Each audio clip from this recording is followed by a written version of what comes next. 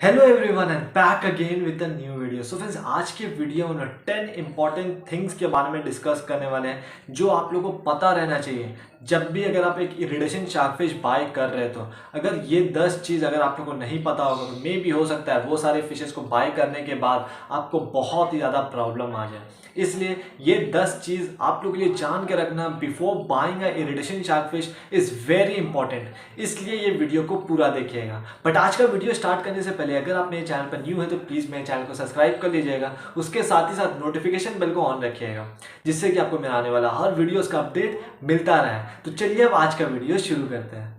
तो चलिए बात करते हैं सबसे पहला इंपॉर्टेंट टॉपिक के बारे में। वो है ये फिश बहुत ही ज़्यादा हार्डी होती है, बहुत ही ज़्यादा हार्डी। अगर आप ये फिश को एक बार बाय करके लेके आ जाएंगे तो इसका मरने का जो चांस है वो बहुत ही ज़्यादा घट जाता है, क्योंकि ये फिश बहुत ही ज़्यादा हार्डी होती है। हार्डी किस बेसिस पे होती है अभी आगे के पॉइंट्स में आपको क्लियर हो जाएगा, लेकिन यहाँ पर आप लोगों को बस ये चीज़ जानना है कि ये फिश अगर आप एक न्यू हॉबिस्ट और अगर आप ये फिश को बाय करने का सोच रहे हैं तो सबसे बेस्ट चॉइस है ये फिश, क्योंकि ये फिश बहुत ही हार्डी होती है, बहुत ही जल्दी नहीं मरती है, इसका बहुत ज़्यादा रिक्वायरमेंट्स नहीं होता है, जिसके वजह से अगर हम लोग से कुछ गलती वगैरह हो जाता है, ओवर फीड वगैरह कर देते हैं या कुछ भी प्रॉब्लम वगैरह हो जाता है, पानी का क्वालिटी अगर थोड़ा सा ख़राब रहता है, ये सारी चीज़ को भी ये बड़े इत्मीनान से झेल लेती है और आपके टैंक में बड़े अच्छा तरीके से बड़ा हेल्दी वे में ग्रो करती है। इसलिए ये फिश को अगर आप बाय करने का सोच रहे हैं, अगर आपको लगता है ये फिश ज़्यादा दिन तक टिक जाए मेरे हाथ से, तो ये फिश आपकी सबसे बेस्ट चॉइस है। नंबर 2 पे आता है इसी से रिलेटेड, ये जो फिश होती है ये बहुत ही ज़्यादा हार्डी इसलिए भी होती है क्योंकि इस फिश को एयर पंप नहीं चाहिए होता है। ये फिश सरफेस में आके देखिएगा ब्रीदिंग करेगी। वो आप इरिडेशन शार्कफिश अगर आप अपने टैंक में रखें तो वो देखिएगा तुरंत आएगी, तेज़ी से सरफेस में हिट करेगी, एयर को कैप्चर करेगी, फिर तुरंत नीचे चले जाएगी। वो जब ऐसा कर रही है इसका मतलब ये है वो सरफेस से आके ब्रीदिंग कर रही है। अगर आप अपने टैंक में कोई भी अगर एयर पंप वगैरह भी नहीं लगा के रखेंगे तब भी इस फिश को कोई भी परेशानी नहीं आएगा, क्योंकि ये फिश बड़े इत्मीनान से सरफेस से आके ब्रीदिंग कर लेती है। इसलिए भी ये फिश बहुत ही ज़्यादा हार्डी है। थर्ड नंबर पे है इसका हार्डी होने का एक और बहुत ही बड़ा एग्जाम्पल, वो है ये फिश बड़े इत्मीनान से कई बार 1 महीना तक भी बिना खाए रह सकती है। मेरे पास भी ऐसी बहुत सारी इरिडेशन शार्कफिश थी जो कि 40-45 डेज तक बिना खाए रह गई थी, जो कि बहुत ही ज़्यादा हार्डी होता है। ऐसा नॉर्मली कोई भी फिश कर पाए ये बहुत ही ज़्यादा कम है। ऐसा नॉर्मली एरवाना फिश भी कर सकती है, लेकिन उसी के कंपेयर में एक इरिडेशन शार्कफिश भी बड़े इत्मीनान से 45 डेज तक, मैक्सिमम 45 डेज बहुत ज़्यादा हो गया, लेकिन 30-35 एट अ एवरेज बहुत ही ईजिली एक इरिडेशन शार्कफिश बिना खाए रह सकती है।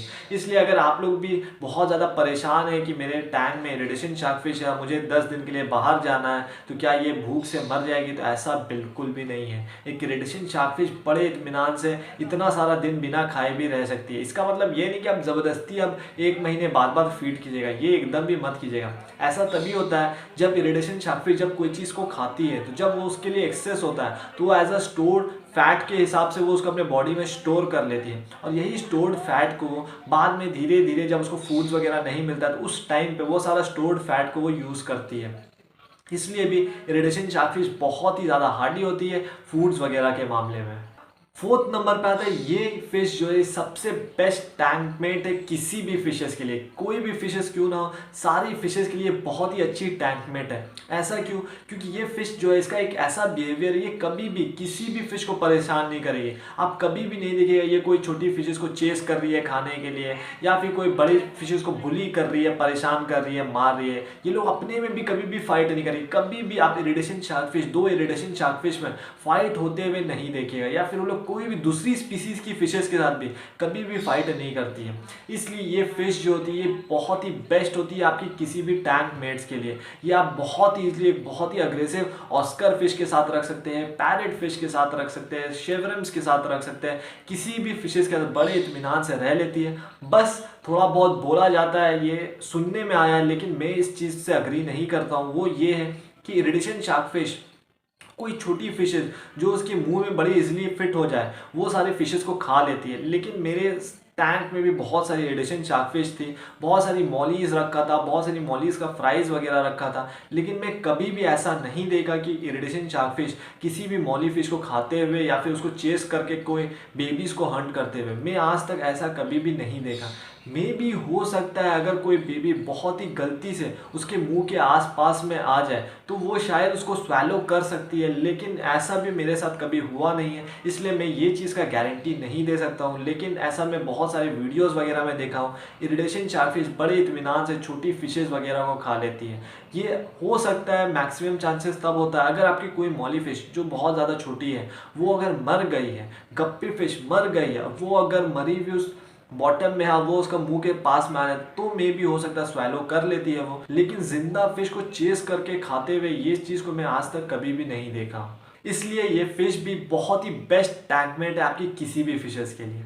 फिफ्थ नंबर पे आता है, ये फिश बहुत ही ज़्यादा सेंसिटिव होती है टेम्परेचर के मामले में। अगर आपका पानी का टेम्परेचर जो वो बहुत ही ज़्यादा कम रहेगा तब आप देखिएगा ये फिशेस को थोड़ा बहुत परेशानी आ सकता है, क्योंकि आप इसके बॉडी वगैरह में देखते हैं कोई भी स्केल्स वगैरह नहीं है। इसका स्किन जो है वो बहुत ही ज़्यादा सेंसिटिव होता है किसी भी डिजीज़ के लिए। इसके बॉडी में बहुत ही ईजिली फंगस लग जाता है, वाइट स्पॉट डिजीज़ वगैरह बड़ा इत्मीनान से इस फिश को पकड़ लेता है अगर आपका पानी बहुत ज़्यादा ठंडा रहता है तो, या फिर पानी का क्वालिटी अगर थोड़ा सा भी ख़राब हो जाता है तो। इसलिए इस फिश के लिए एक हाई टेम्परेचर होना थोड़ा सा इंपॉर्टेंट होता है अगर आप इस फिश को रख रहे हैं, क्योंकि ये फिश बहुत ज़्यादा नॉनवेज वगैरह भी खाती है। इसलिए इस फिश के टैंक में एक हीटर होना बहुत ही ज़्यादा इंपॉर्टेंट है। और अगर आप ठंडे के टाइम पे ये सारे फिशेस को रखिएगा तो आपको बहुत ही ज़्यादा प्रॉब्लम आ सकता है अगर आपके टैंक में हीटर नहीं है तो। इसलिए अगर आप ये फिश बाय करने का सोच रहे हैं तो उसके साथ ही साथ आप ये भी माइंड सेट कर लीजिएगा ठंडे के टाइम पे आपको अपने टैंक में एक हीटर लगाना ही होगा, क्योंकि बहुत लोग अपने टैंक में हीटर नहीं लगाते। वो लोग सोचते हैं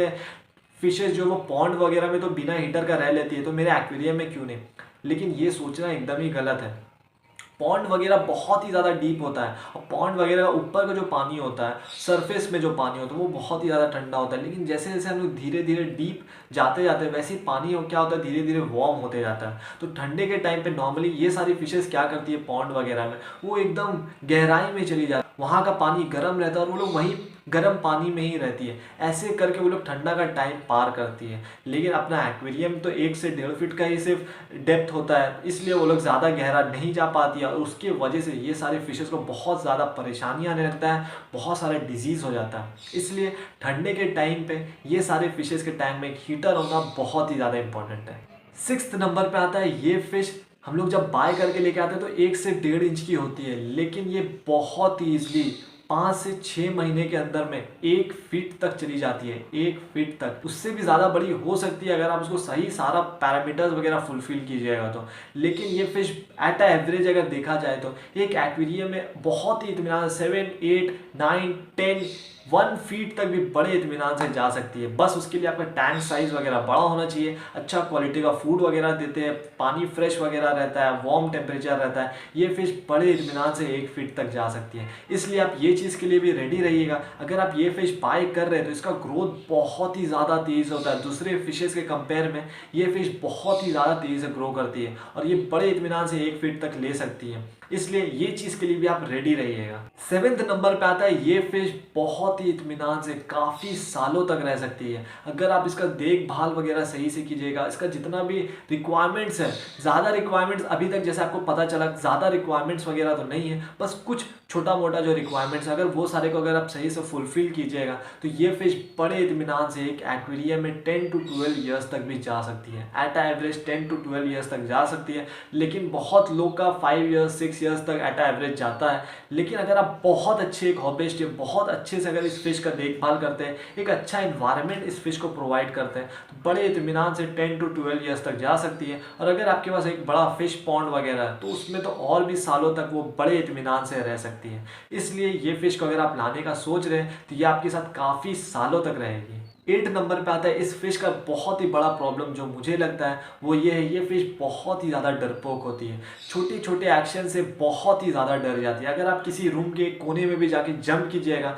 तो उस वाइब्रेशन से ये फिश अपने टैंक में एकदम तेज़ी से स्विम करने लगेगी। कोई फिशेस बहुत ज़्यादा डरती नहीं है, लेकिन कोई कोई फिशेस इरिडेशन शार्कफिश ऐसी भी होती है जो बहुत ही ज़्यादा डरपोक होती है। हर फिश का अपना अपना एक एक्सपीरियंस होता है, बिहेवियर होता है, वो किस इन्वायरमेंट से आई है ये भी एक बहुत ही मायने रखता है। अगर आपको एक इरिडेशन शार्कफिश स्टार्टिंग के टाइम पे, छोटे के टाइम पे अगर आप लेके आए, वो स्टार्टिंग से ही बहुत ज़्यादा डरती है, छोटे छोटे एक्शन से बहुत ज़्यादा डरती है, तो वो बड़े हो जाने तक भी वो देखिएगा वैसे ही डरपोक रहेगी। लेकिन कोई फिश ऐसी भी होती है वो पहले स्टार्टिंग में थोड़ा सा डरपोक होती है, लेकिन बड़ा टैंक देने के बाद वो फिर धीरे धीरे एडजस्ट हो जाती है। उसका फिर डर जो वो धीरे धीरे बड़ा हो जाने के बाद बहुत ही ज़्यादा घट जाता है। लेकिन कोई कोई फिश बड़े हो जाने के बाद भी बहुत ही ज़्यादा डरपोक होती है। ये भी एक बहुत ही बड़ा प्रॉब्लम होता है। प्रॉब्लम इसलिए भी होता है क्योंकि ये फिश अगर एक बार बहुत ज़्यादा डर गई तो ये कई बार बहुत इत्मीनान से 10 से 12 दिन तक कुछ भी नहीं खाएगी। उससे ज़्यादा दिन भी हो सकता है, लेकिन उतने दिन तक वो कुछ भी नहीं खाएगी। ये एक बहुत ही बड़ा प्रॉब्लम होता है इरिडेशन शार्कफिश के साथ। बहुत ही इसलिए डर जाती है और फूड स्ट्राइक्स वगैरह में चली जाती है। 9 नंबर पे आता है क्योंकि ये फिश बहुत ही ज़्यादा तेज़ी से बड़ी होती है, बहुत ही ज़्यादा कुछ खाती है, इसलिए वेस्ट भी बहुत ही ज़्यादा प्रोड्यूस करती है। जैसे जैसे ये छोटी होती है तो कम करती है, लेकिन जैसे जैसे बड़ी होती जाती है तो वो वेस्ट भी बहुत ही ज़्यादा प्रोड्यूस करने लगती है। इसलिए आपका पानी का क्वालिटी वगैरह आप देखिएगा बहुत ही ज़्यादा गंदा हो जाएगा, ब्राउन हो जाएगा अगर आपका एक छोटा टैंक रहेगा तो, और अगर आप उस टैंक में बहुत बड़े फिशेस वगैरह डाल के रखे हैं तो। इसलिए उस टैंक में एक पावरफुल फिल्टर होना बहुत ही ज़्यादा इंपॉर्टेंट है। और क्योंकि ये फिश बड़ी जब होती है तो बड़ा वेस्ट वगैरह प्रोड्यूस करती है जो कि टैंक में ओपनली दिखता है, और वो बड़ा वेस्ट को एक फिल्टर सक करने में भी उसको बहुत ज़्यादा टाइम लगता है क्योंकि बहुत ज़्यादा बड़ा है। इसलिए उस टाइम पे आपको क्या करना होता है, एवरी 10 डेज 15 डेज के अंदर में वो जितना भी बड़ा वेस्ट वगैरह वो सारे को आपको साइफन आउट करना होता है, क्लीन करना होता है, जिससे कि पानी जो है वो फ्रेश बना रहे। क्योंकि अगर वो सारा वेस्ट उसी पानी में रहेगा वो धीरे धीरे ब्रेक डाउन तो हो जाएगा, लेकिन जब तक वो पानी में रहेगा तब तक रेगुलर बेसिस में अमोनिया, नाइट्रेट, हार्मफुल केमिकल्स वगैरह बिल्ड करते रहेगा, जो कि आपके फिशेस के लिए बहुत ही ज़्यादा हार्मफुल हो सकता है। इसलिए अगर आप इरिडेशन शार्कफिश रखे हैं, बड़ी फिश है, छोटा टैंक है, तो आपको रेगुलर बेसिस में पानी का क्लीनिंग भी बहुत ही ज़्यादा इंपॉर्टेंट हो जाएगा। 10th नंबर पे आता है ये फिश, अगर आप देखिएगा इसका नाम ही है शार्क फिश। हम लोग सोचते हैं ये शार्क फिश का फैमिली से बिलोंग करती है। इसका स्ट्रक्चर्स वगैरह भी अगर हम लोग देखें तो एकदम एक शार्क फिश की तरह लगता है, लेकिन ये एक फिश जो है ये शार्क फिश नहीं है, ये कैट फिश के फैमिली से। इसका कोई भी उतना बड़ा दांत वगैरह नहीं है जो एक शार्क फिश का होता है। तो ये फिश एक कैट फिश के फैमिली से है, और ये फिश को नॉनवेज वगैरह बहुत ज़्यादा पसंद है। इसलिए इस फिश के डाइट में नॉनवेज वगैरह ज़रूर से रखिएगा। बड़े शौक से ये नॉनवेज वगैरह खाती है,